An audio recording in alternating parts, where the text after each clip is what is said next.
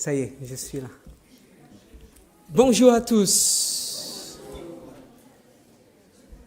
C'est avec beaucoup de joie que nous nous rencontrons ce matin pour louer notre Seigneur,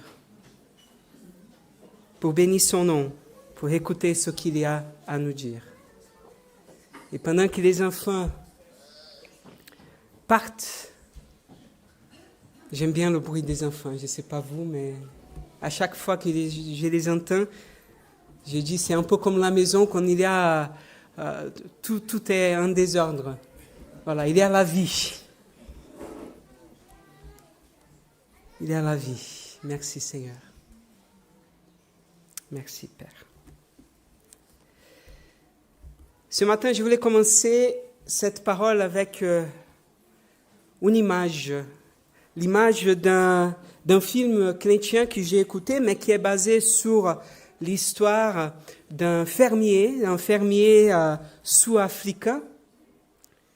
Et ce fermier-là, quand il passait par un moment de sécheresse, tous les fermiers, ils étaient un peu en difficulté, rien ne s'est passé, aucune prévision de pluie qui arrivait.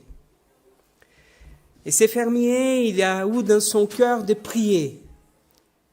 Et il priait. Et à un moment donné, il priait, il dit, mais attends, j'ai prié, mais j'ai fait rien.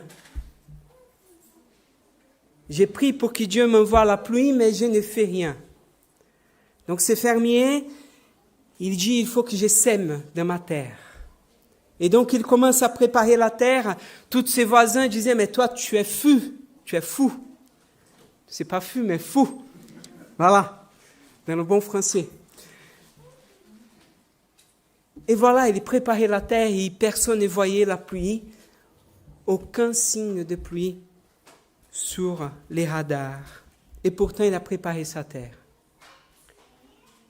Alors, dans le choix des semences, il n'a pas non plus choisi celui qui lui apportait le plus de confort, celui qui pourrait faire un plan B.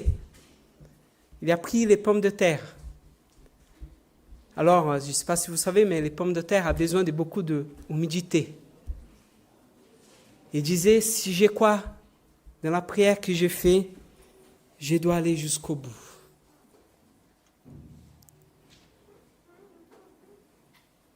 Cet homme a commencé un mouvement de prière. Un peu comme à Billy Graham, il a rempli un stade pour prier, pour que Dieu puisse envoyer la pluie. Et l'histoire raconte que la pluie est arrivée. Je voulais vous inviter à lire un texte avec moi, celui de Actes chapitre 13.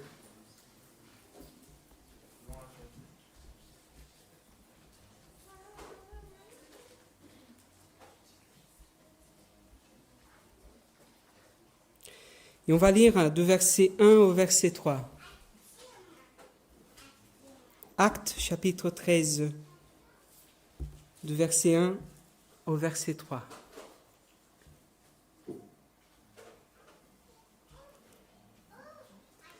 Dans l'église d'Antioche, il y avait des prophètes, des enseignants.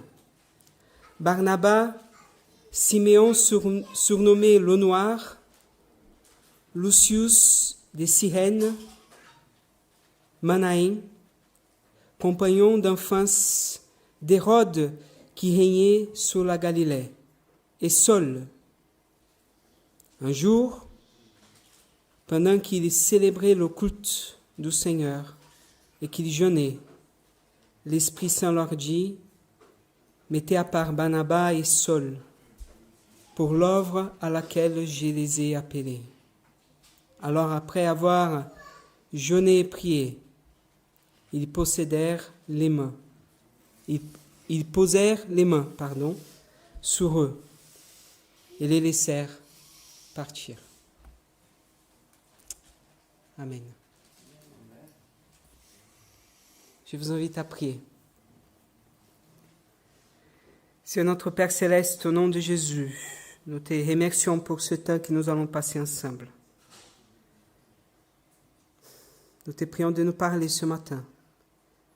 de nous conduire à toute parfaite, agréable volonté, Seigneur. Ouvre nos cœurs. Nous te prions au nom de Jésus. Amen. Ce texte m'a beaucoup interpellé, déjà dans la préparation de cette semaine que nous avons vécue, mais cette semaine nous avons fait du jeûne de la prière. Plusieurs sont ceux qui ont été là matin, après-midi, soir, à prier ensemble. D'autres qui n'ont pas pu être là, mais qui ont prié de chez eux. Et cette semaine de prière était pour que Dieu puisse nous révéler sa volonté. Nous avons cherché la volonté du Seigneur, telle que nous voyons dans ces textes. Mais pendant tout le long de cette semaine, je me suis dit au Seigneur, alors Dieu, qu'est-ce que tu veux de nous? Qu'est-ce que tu veux de ton Église à Tours? Et pendant cette semaine, et ça c'est un témoignage que je vous donne, j'ai eu deux choses. D'abord, une parole de joie. Dieu m'a donné énormément de joie cette semaine, malgré la faim, comme d'autres personnes qui aussi ont la même chose. Le café m'a manqué. Ce matin, la première chose que j'ai fait en arrivant à mon bureau, c'est prendre un bon café. Voilà.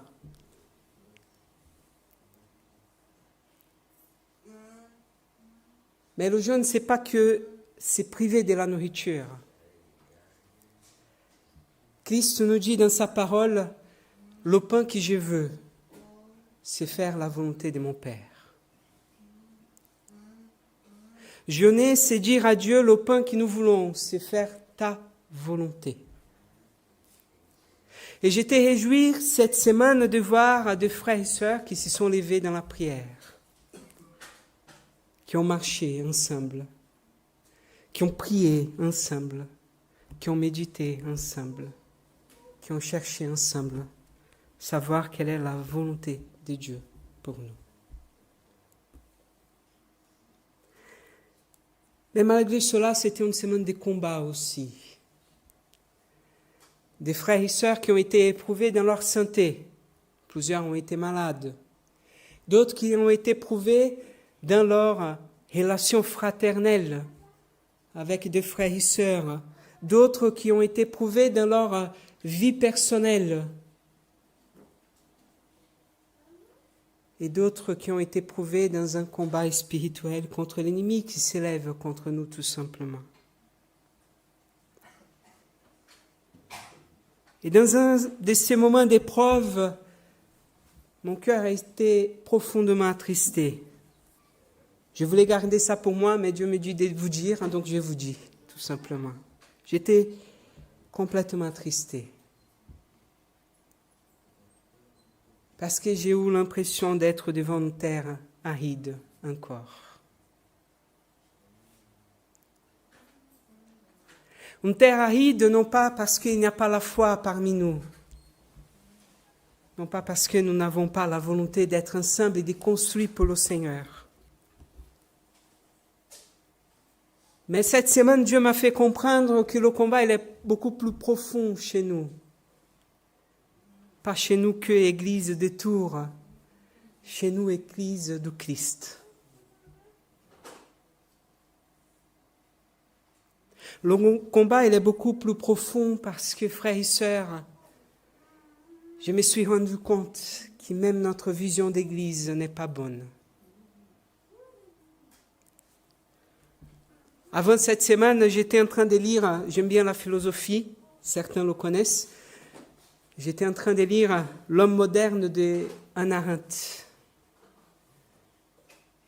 Et j'étais frappé par sa conception du totalitarisme. J'ai partagé avec quelques frères pendant la semaine. Pour elle, le totalitarisme, ce n'est pas le fait de quelqu'un qui prend le pouvoir, mais vient du fait que nous, en tant qu'hommes et femmes qui vivent en communauté, qui vivent dans la police, dans la ville, nous désinvestissons de la ville. Nous désengageons en tant qu'êtres politiques et laissons à la place des personnes qui ne nous représentent plus.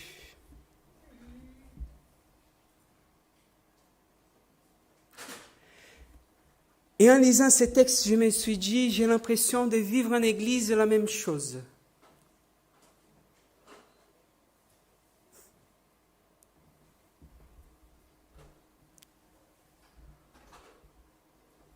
Frères et sœurs,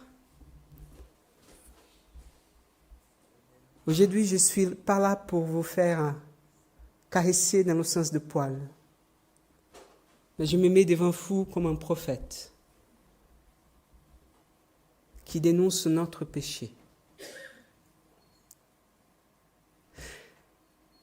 On est en train de vivre l'Église comme des consommateurs, de penser la réalité de la vie spirituelle simplement de notre individualité avec le Christ. Et certes, la foi, elle est personnelle. Christ veut qu'on vive la foi de façon personnelle avec lui. La vie éternelle, nous dit Christ en Jean chapitre 17, verset 3. La vie éternelle, c'est connaître le Christ. C'est connaître Dieu. Donc la vie avec le Seigneur, certes, elle est vécue de façon individuelle et personnelle. Mais Christ ne nous appelle pas à être dans le confort d'une foi. Christ ne nous appelle pas à un salut dans l'attente d'une vie un jour qui va se réaliser. Christ nous invite à vivre avec lui la vie éternelle aujourd'hui. Et vivre la vie éternelle aujourd'hui, pour nous, c'est aussi vivre avec le Christ la mission du Christ et ce qu'il fait sur terre aujourd'hui. J'ai vu le témoignage d'un pasteur qui était dans la pornographie. Et il priait pour combattre ce péché dans sa vie. Et il dit, le jour où j'ai réussi à laisser ce péché, c'est le jour où j'étais là en train de regarder une vidéo.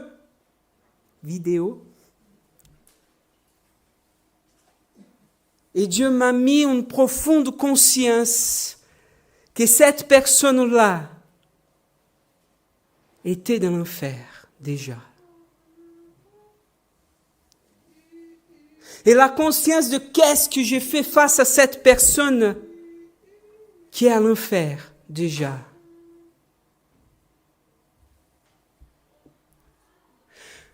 La foi dans le Christ nous donne conscience de ce que nous sommes, mais nous rend conscients de ce que le monde il est. Et si dans notre cœur, il n'y a pas cette conscience du Christ, si dans notre cœur, il n'y a pas la conscience de ce que Dieu veut faire dans l'histoire du monde, il n'y a pas de relation avec Dieu. Ce que nous vivons, c'est simplement une idolâtrie.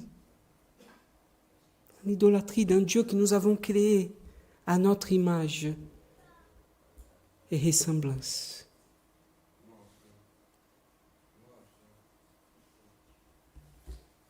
Parce qu'à chaque fois que l'Église s'est levée, à chaque fois que l'Esprit est descendu, à chaque fois que l'Esprit nous remplit, il nous met en marche pour notre Seigneur.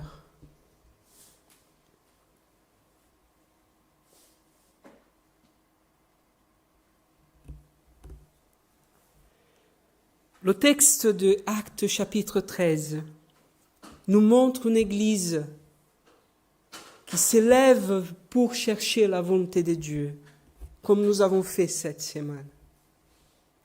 Et les résultats de cette consécration, c'est des hommes et des femmes qui se lèvent pour faire la volonté de Dieu.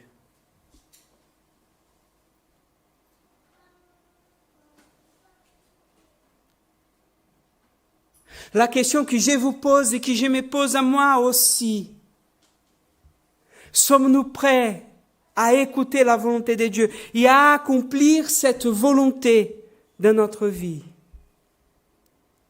Romains chapitre 12, versets 1 et 2, il va nous dire que le culte que Dieu attend de nous, c'est que nous offrons notre vie, notre corps comme des sacrifices vivants à lui. Le culte que Dieu attend de moi et de vous, c'est pas être là le dimanche matin. Mais c'est une vie qui se transforme, qui se renouvelle de jour en jour, qui met sa conscience, sa pensée, sa propre volonté selon la volonté du Christ, qui se remet en question.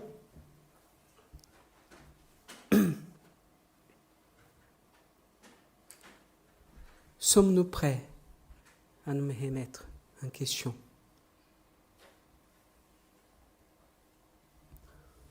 Ou voulons-nous vivre dans le confort?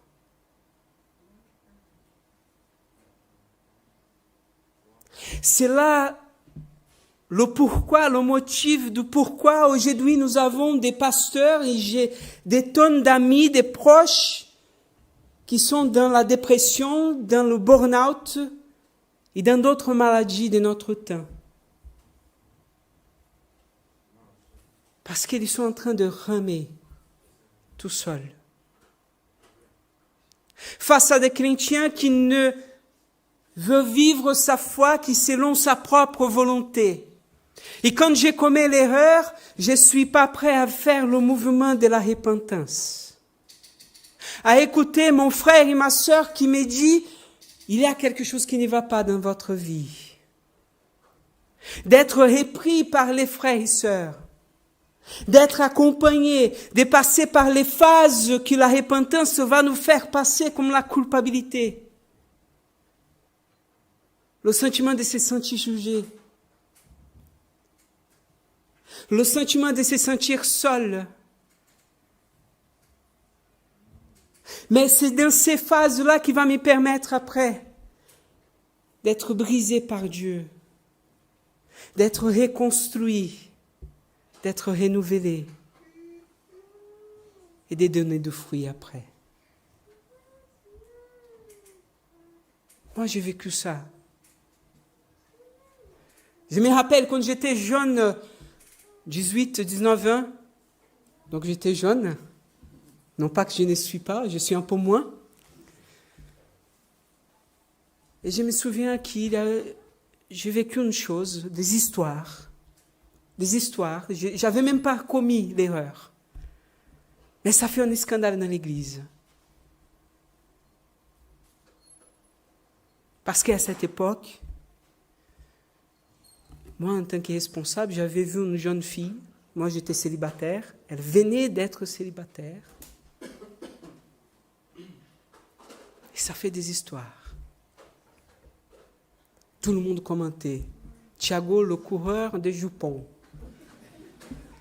Ça n'a jamais été une réalité, mais...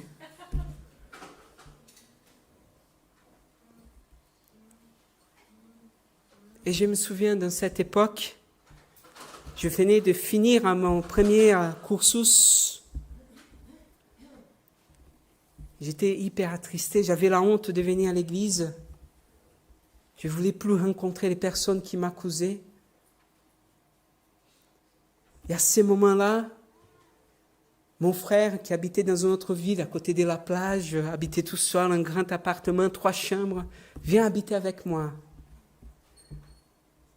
Mon oncle, qui était pasteur, juste à côté, viens, j'ai besoin des jeunes. J'ai dit merci Seigneur, et il s'ouvre une nouvelle porte. Et je me souviens comme hier, mon pasteur qui me dit, c'est pas maintenant que tu dois partir, rester et affronter. Ça a été un long trajet. C'était pas agréable. Mais pendant cette année, Dieu m'a guéri à plein de choses. Sommes-nous prêts à rester, à affronter, à écouter, à laisser le temps que Dieu nous travaille, ou voulons-nous chercher encore et encore les solutions rapides? Si quelqu'un me fait quelque chose, je pars. Ici à Tours, il y a plein d'églises. Il suffit de rester chez nous, d'ouvrir nos portables et de regarder les cultes en ligne. Voilà la génération liquide dans laquelle on est. C'est pour ça aussi que dans nos églises, il n'y a plus de pardon.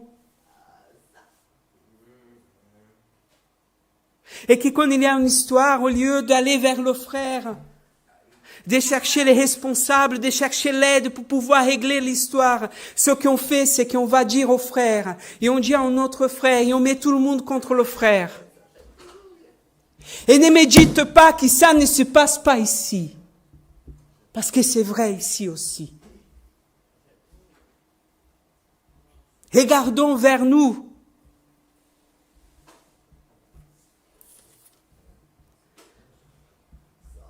Frères et sœurs, Dieu nous invite, Dieu nous lève là où nous sommes, comme Église pour rayonner, pour être lumière ici. Restons-nous dans le confort,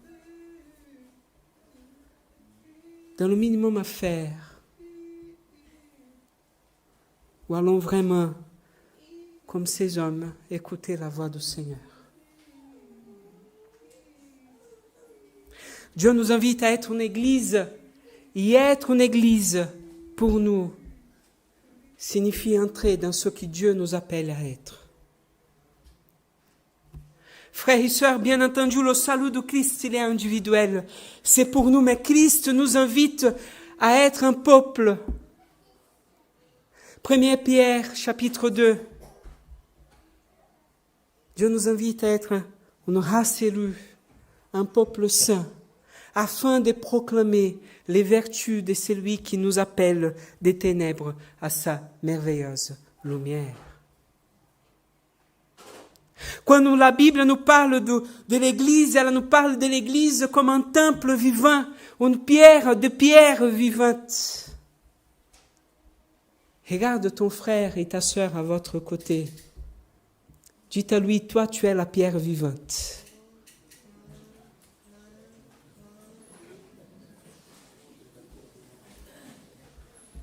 Nous sommes temple de Christ ensemble. Alors, bien entendu, un ensemble de blocs, de pierres, n'est pas nécessairement un temple. Un temple peut être fait d'autres choses. Mais Dieu nous invite à ne pas être une maison quelconque. Dieu ne nous invite pas à être une association quelconque. Il nous invite à être l'Église, le lieu où Dieu est adoré, le lieu des proclamations, le lieu où nous vivons selon la volonté du Christ. Il nous invite à être au corps du Christ. Frères et sœurs, qu'est-ce qui arrive avec votre main si vous la coupez là maintenant? Est-ce que quelqu'un veut essayer? Non, bien sûr. Il ne faut pas mettre ça sur Internet. Hein? On n'invite pas les gens à couper les mains.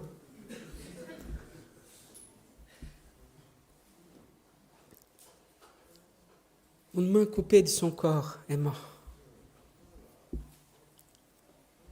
Une personne en dehors de l'église est morte. Ah non, mais c'est moi et Dieu, ma foi, ça va. Non, c'est ton Dieu que tu as créé, c'est ton idole. Mais le Christ t'invite à être là. Pas qu'ici. Vous pouvez aller dans une autre église. Chacun est libre. C'est pas la question. La question, c'est que Dieu nous invite à être en église, à exercer nos dons, nos talents en Église. Et c'est en Église qu'il nous invite à prendre nos missions. Paul, si on regarde le chapitre 9, Paul, dans son appel, dans son expérience avec le Christ, Christ l'appelle déjà à l'œuvre. Il lui dit, je vous sépare. Paul était invité déjà, il savait la mission qu'il avait. Et quand il s'est converti, la première chose qu'il fait, c'est proclamer, parler de Christ, parce que l'expérience que Paul a eue, c'était une expérience de changement de vie extraordinaire. Et il est allé, il essayait de faire, il prêchait avec beaucoup d'osadie. Je ne sais pas si c'est un mot français, mais ça passe.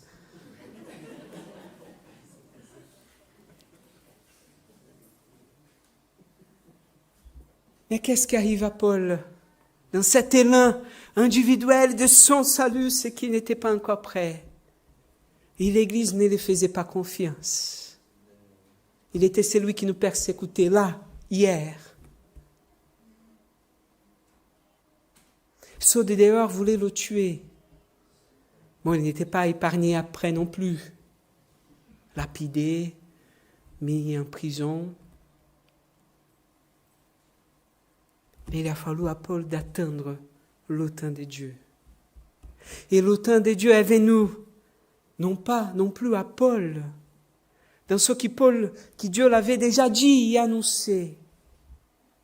Mais c'est là, chapitre 13, en Église, réunie, en cherchant la volonté de Dieu, dans l'occasion, le kairos de Dieu, le temps de Dieu. Maintenant, il est prêt. Nous sommes dans un temps où nous n'avons plus la patience à attendre le temps de Dieu. On veut que les choses se fassent vite, que les décisions soient prises. On est dans le temps où tout doit se passer, où si notre ordinateur s'arrête pendant 2 secondes, il faut changer d'ordinateur. Si notre iPhone, c'est le 15, n'est plus bon, c'est maintenant le 16. Tout doit se faire vite, rapidement. On veut faire des disciples, donc mettons des places, des choses pour que les disciples, dans 6 mois, soient prêts pour déjà travailler pour le Seigneur.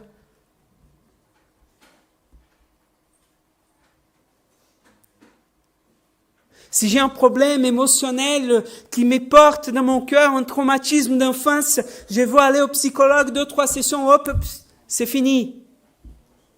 Je cherche Dieu et si Dieu n'agit pas là maintenant, c'est parce que Dieu m'a oublié.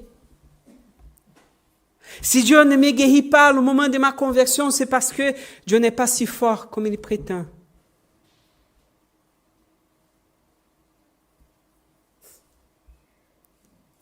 Et avec Dieu, j'ai l'impression que la transformation ne se passe pas au micro-ondes, mais au four au bois. Changement de caractère ne se fait pas au micro-ondes, mais au four au bois. Il faut mettre le bois, il faut commencer à l'allumer, il faut attendre que ça se réchauffe. La nourriture n'est pas prête C'est pas on enlève du sac et on met dans le micro-ondes, 1 minute c'est prêt, on mange. Ça prend du temps. Mais vous êtes d'accord avec moi, le goût c'est pas le même. Il n'a pas le goût de plastique. Un pasteur disait qu'un bon pasteur, ça prend au moins 40 ans pour se former. J'y crois. Un bon pasteur, ça prend au moins 40 ans. Le problème, c'est qu'après, il part au ciel. Mais c'est le temps de Dieu et pas le nôtre.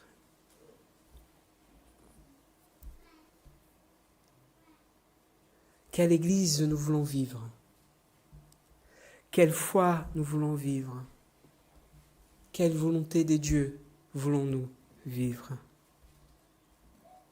Aujourd'hui, je suis là pour vous questionner, pas pour vous donner des réponses. Mais la première piste, c'est que Dieu nous appelle à le vivre en communion les uns avec les autres. Le fondement, frères et sœurs, c'est que Dieu ne parle pas là où il n'y a pas l'unité de son corps. Le Saint-Esprit ne nous parle pas là où il y a la division. C'est le Christ lui-même qui annonce qu'un royaume divisé ne subsiste pas. Chercher la volonté de Dieu ensemble implique à moi et à vous de laisser nos prérogatives, nos volontés, nos désirs devant l'autel de Christ, devant l'autel de notre Seigneur, pour être prêt à dire au Seigneur, qu'est-ce que toi tu veux? comment nous pouvons vivre ça ensemble.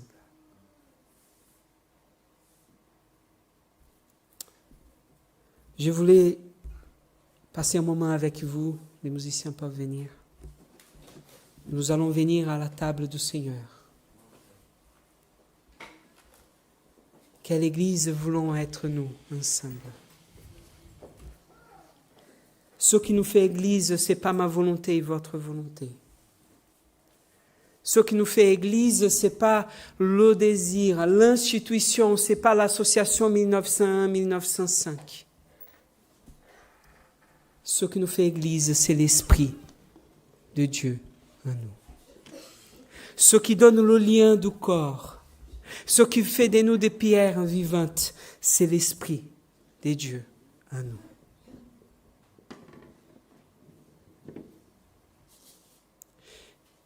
Prendre le pain et le vin ensemble.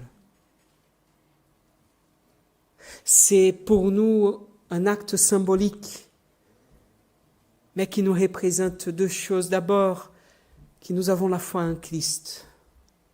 Christ est mort et ressuscité. Cette foi et cette espérance que ce que Jésus a fait à la croix, c'est pour moi, c'est pour nous, c'est pour l'humanité. Et c'est pour nous préparer ce que nous attendons au retour de Christ, à la résurrection.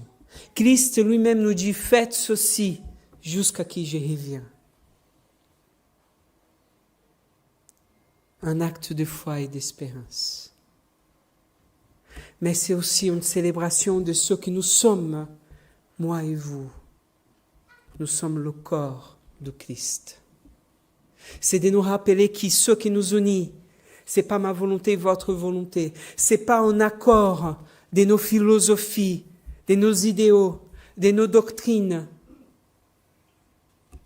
C'est Christ mort à la croix. Christ ressuscité. C'est l'Esprit de Christ en nous. Quand nous prenons le pain et le vin ensemble, nous annonçons ensemble qui Christ est et qui nous sommes. Je vous invite à prendre ensemble le pain et le vin et dire ensemble, là aujourd'hui, par cet acte, nous voulons être, non pas mon Église, non pas l'Église que j'aime, je veux être l'Église de Christ.